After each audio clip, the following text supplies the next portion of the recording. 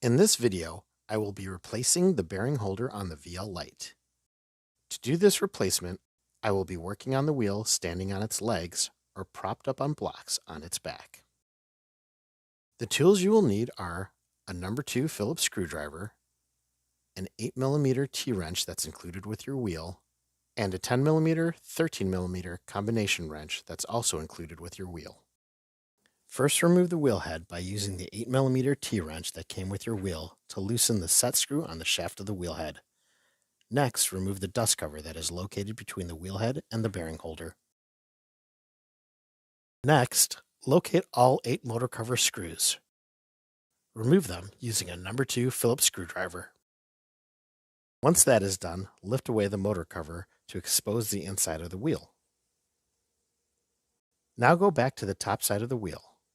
Here we're going to remove all 4 mounting bolts from the bearing holder using the 13mm combination wrench that came with the wheel. When getting to the 4th bolt, I put my other hand on the inside of the wheel to hold down the nut plate, which is located just behind the large pulley. As I unscrew the last bolt, I want to catch the plate from potentially falling. Now you can see the bearing holder is no longer mounted to the table. Next, remove the pulley belt. Since the bearing holder has been separated, there is no longer any tension on the belt, so it can just be pulled away.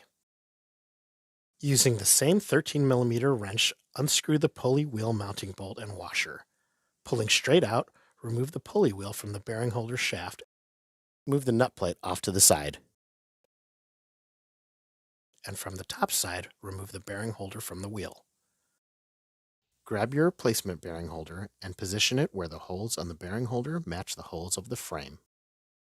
Reposition the nut plate back in place to accept the bolts.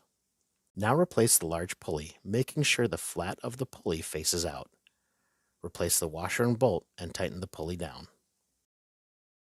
Replace the pulley belt by matching the grooves of the pulley belt to the grooves on the small pulley on the motor.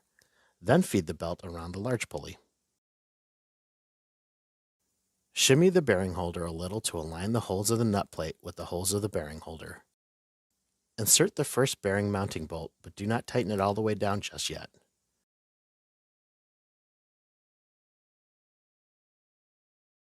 Insert the 3 other bolts, and when aligned, tighten them all down.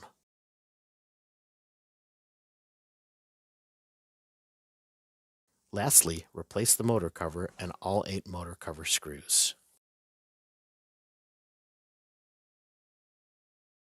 Replace the dust cover, then the wheel head, making sure the flat side of the shaft matches up with the set screw.